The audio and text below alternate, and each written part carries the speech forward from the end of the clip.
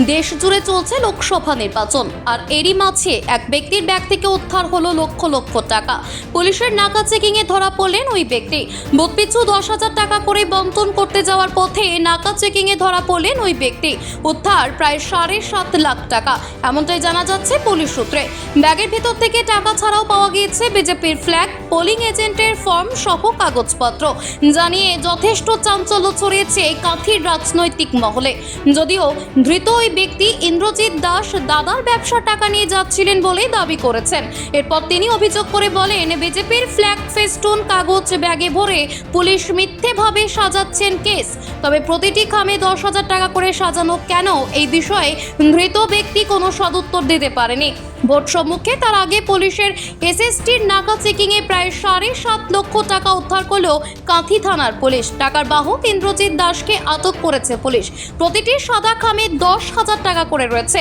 একটি এসি বাসে করে কাঁথির বিজেপি পার্টি অফিস থেকে হেরিয়া নিয়ে যাওয়া হচ্ছিল টাকার প্যাকেটগুলি, এমনটাই দাবি করছে পুলিশ প্রশাসন। কাঁথি লোকসভা কেন্দ্রের খেজুরি থানা এলাকার হেরিয়া তদন্ত কেন্দ্রের ইরিঞ্চি ব্রিজের কাছে নাকা চেকিং চলাকালীন ধরা পড়েন ইন্দ্রজিৎ দাস নামক ওই ব্যক্তি। যদিও যার কাছ থেকে টাকার প্যাকেট পাওয়া গিয়েছে সেই ইন্দ্রজিৎ দাস জানিয়েছেন, তার এক দাদার কাছ থেকে টাকা নিয়ে হেরিয়া যাচ্ছিল দাদার একজন ব্যবসায়ীকে দেওয়ার জন্য, কিন্তু প্রত্যেকটি সাদা খামে 10,000 টাকা করে কেন, এ বিষয়ে তার জানা ছিল না বলেই জানান। তবে পুলিশ জানিয়েছে বিজেপি পার্টি অফিস থেকে টাকা নিয়ে যাচ্ছিল হেরিয়া। শুধু তাই নয়, পুলিশি জেরায় ধৃত ব্যক্তি জানিয়েছেন কাঁথির বিজেপি পার্টি অফিস থেকে টাকার প্যাকেট নিয়ে খেজুরির বিভিন্ন বুথ সভাপতি এবং দলীয় কর্মীদের বন্টনের জন্য যাচ্ছিল। টাকার পাশাপাশি পাওয়া গিয়েছে তার কাছ থেকে বিজেপির ফ্ল্যাগ এবং পোলিং এজেন্টের ফর্ম এবং কাগজপত্র।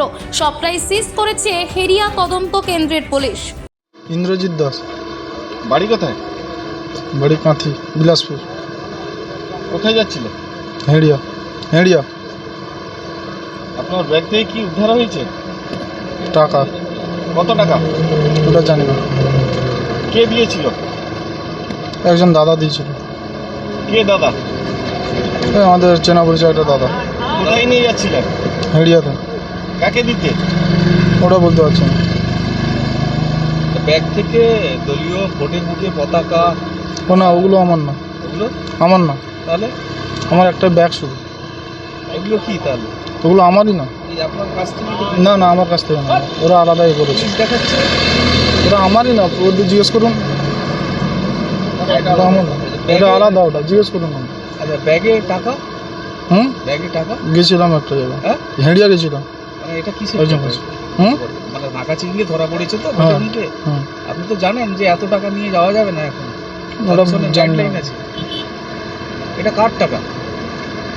ওটা বলতে পারছি না, ওটা আমাকে দিয়েছিল, আমি একজনকে দিতে যাচ্ছিলাম। আমরা পুলিশ সূত্রে জানতে পারছি 10,000 করে বান্ডিল করা আছে। ওটা আমি জানতাম না। হ্যাঁ, জানতাম না আমি। কে পাঠিয়েছিল? কে? ওটা আমি জানি না, আমাকে একটা দাদা দিয়েছিল। দাদার নাম কি? সফিদা বলে একজন। হ্যাঁ, সফিদা বলে একজন। সফিদা। হুম। ফুল নাম বলুন। সফিদা আমি মানে- জানি না ওটা। মানে নান্দনিকের সফি। না না, উনি কি করেন? উনি জানি না কি কাজ করে। আপনি কি রাজনৈতিক দলের সদস্য? না না। টাকাটা মূলত কোথায় যাচ্ছিল তাহলে?